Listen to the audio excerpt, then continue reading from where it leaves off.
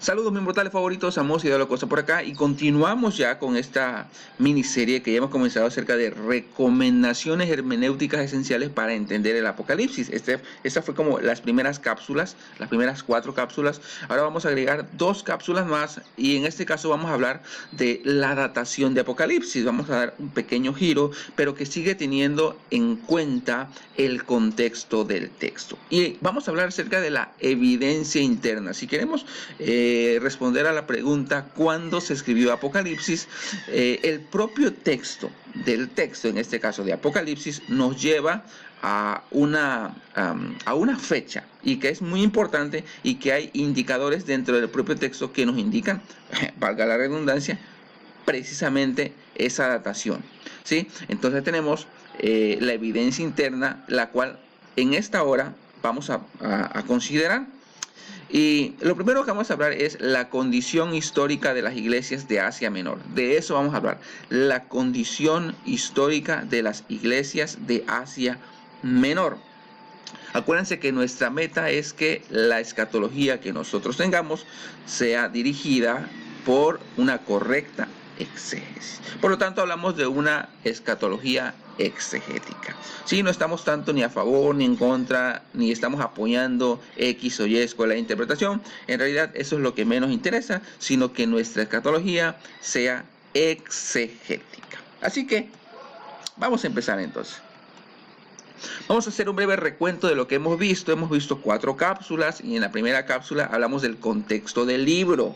¿Sí? ¿Cuál era el contexto? El contexto era el siglo I y que fue escrita a iglesias que existían en el siglo I.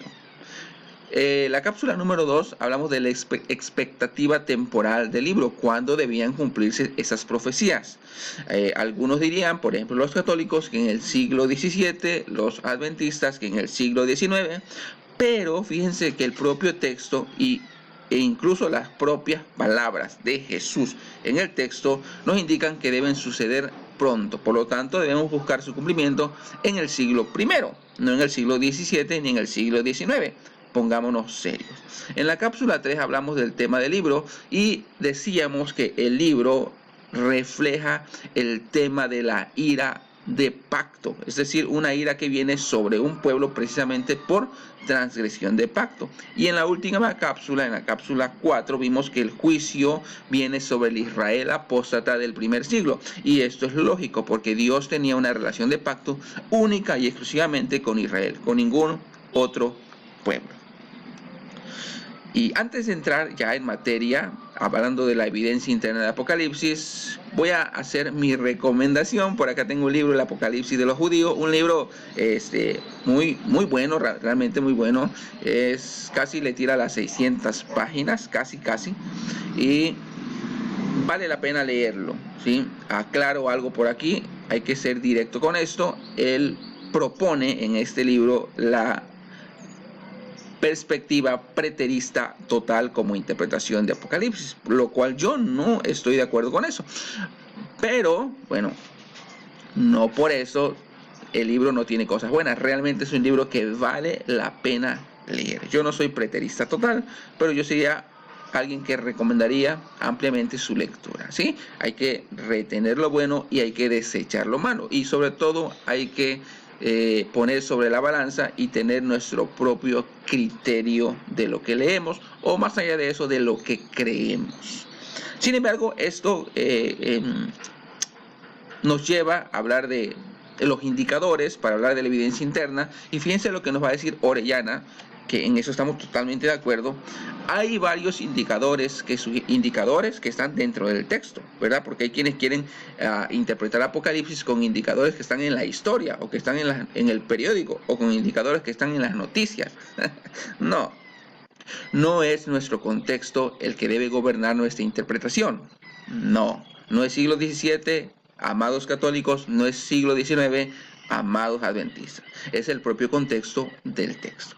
Hay varios indicadores que sugieren que esta profecía, es decir, Apocalipsis, fue escrita antes del año 70, y estos son: Número 1, la condición histórica de las iglesias en Asia Menor y la influencia judía en Apocalipsis. Número 2, el templo aún en pie. Número 3, el juicio de la ciudad de Jerusalén. Y número 4, Nerón imperando en Roma. Vamos a hablar de las primeras dos en esta cápsula, y en la cápsula que sigue vamos a hablar de las dos últimas. Es decir, que en esta ocasión vamos a hablar de la condición histórica de las iglesias en Asia Menor, de la influencia judía en Apocalipsis, en las iglesias que se representan allí, a la cual va dirigida Apocalipsis, y de el templo que aún estaba en pie. Así que vamos a empezar.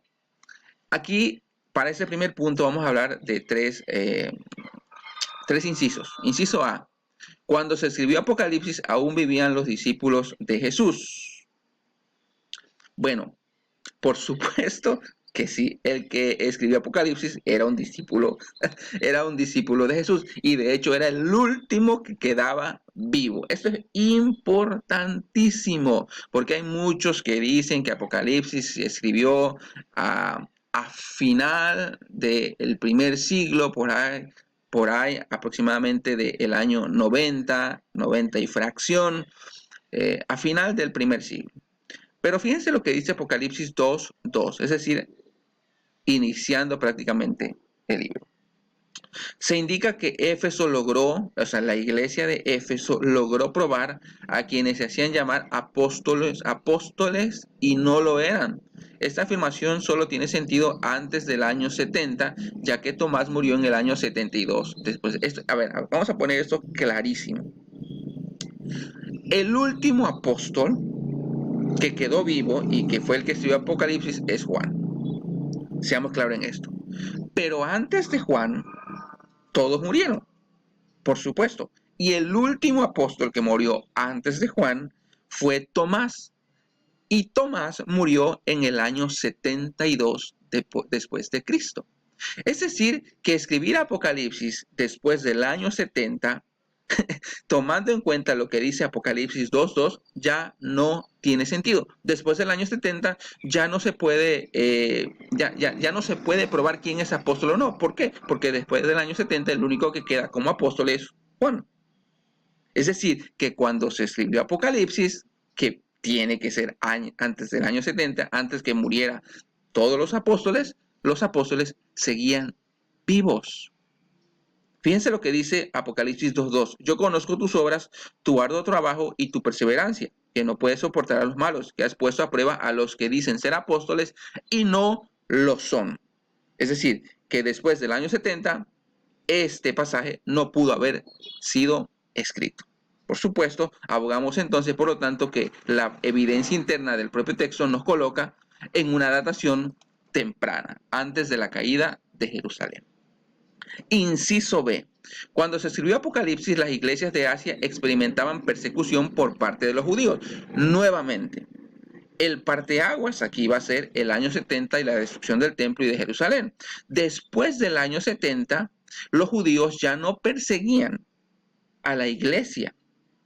¿Por qué? Porque después del año 70, los judíos que no creían en Jesús, como los judíos que creían en Jesús, y los gentiles que habían aceptado a Jesús como Mesías, se separan completamente. Se separa, por lo tanto, el judaísmo del cristianismo. A partir del año 70, el cristianismo ya deja de ser considerado oficialmente como una secta más dentro del judaísmo y se convierte en una religión aparte. Por lo tanto, lo que dice Apocalipsis 2:9 no tiene sentido después del año 70. Fíjense que la primera persecución que sufrió la iglesia creyente en el Mesías fue precisamente a mano de los propios judíos. Es decir, antes de que el imperio romano persiguiera a los cristianos, la primera persecución fue por parte de los judíos. Ahí tenemos el ejemplo de Pablo. Por lo tanto, es una datación temprana de Apocalipsis la que encontramos. Fíjense lo que dice Apocalipsis 2:9.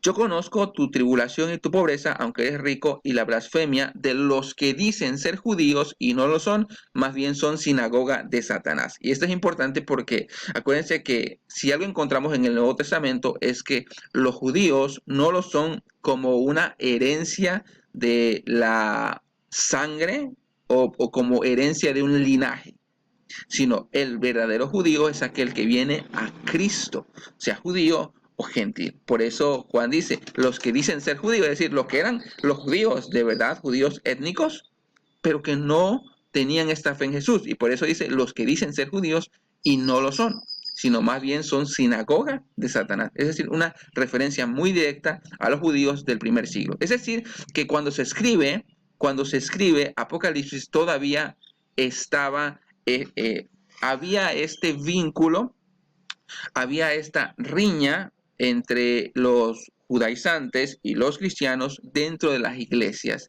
de Asia Menor. Por lo tanto, no pudo haber sido escrito después del año 70. Nuevamente, la evidencia interna nos coloca en una datación temprana antes del año 70. Inciso C, cuando se escribió Apocalipsis, las iglesias de Asia Menor aún convivían con los judaizantes. Lo que yo les decía, la actividad de los herejes judaizantes en la iglesia debería ser menos notoria tras una mayor difusión de las cartas antijudaizantes de Pablo. Pero lo que vemos en Apocalipsis es que había bastante influencia de parte de los judaizantes dentro de las iglesias. Esto nos coloca nuevamente en un contexto de datación temprana, antes del año 70. Apocalipsis 3:9 dice a la iglesia de Filadelfia, he aquí yo te daré alguno de la sinagoga de Satanás, de los que dicen ser judíos y no lo son, sino que mienten. Nuevamente una referencia directa a los judíos del primer siglo que convivían dentro de las iglesias de Asia Menor, es decir, datación temprana. Estos pasajes no tendrían sentido después del año 70, por supuesto. Veamos entonces la referencia al templo. Este sería el punto número 2. El libro de Apocalipsis no solo omite la destrucción del templo como un hecho pasado, es decir, ninguno de los escritos del Nuevo Testamento omite este hecho, porque dicho sea de paso, todos los escritos del Nuevo Testamento fueron escritos antes del año 70. ¿Sí? Y eso sería tema para otras cápsulas, ¿verdad? El libro de Apocalipsis no solo omite la destrucción del templo como un hecho pasado, sino que asume que está aún en pie. Esto lo encontramos en Apocalipsis 11, 1 al 2, que dice, entonces me fue dada una caña semejante a una vara de medir, y se me dijo, levántate y mira el templo de Dios y el altar y a los que en él adoran. Dice, levántate y mide el templo, porque el templo estaba en pie. Y deja aparte el atrio de afuera del templo y no lo midas, porque ha sido dado a los gentiles y ellos pisotearán la ciudad santa por 42 meses. Es decir, que todavía la ciudad santa, Jerusalén y el templo no había sido pisoteado por los gentiles. Esta profecía se cumpliría en breve. ¿Cuándo? En el año 70, cuando Tito llegaría con sus tropas y destruiría, arrasaría el templo y la ciudad. Como podemos ver, estos dos puntos que estamos tomando en consideración aquí, que es lo que dice el propio texto, es decir, yo no estoy interpretando Apocalipsis con las noticias del momento, ni con el periódico en la mano, sino el propio texto nos dice que la datación temprana es lo único que tiene sentido. Después del año 70, estos pasajes no tendrían ningún sentido. Así que si dejamos que el propio texto interprete al texto, es decir, la analogía de la fe, no podemos irnos ni al final del primer siglo ni en cualquier otra fecha. Apocalipsis tuvo que haberse escrito precisamente antes de la caída, de la destrucción de Jerusalén y del templo en el año 70. Esperen las siguientes cápsulas para continuar con ese tema.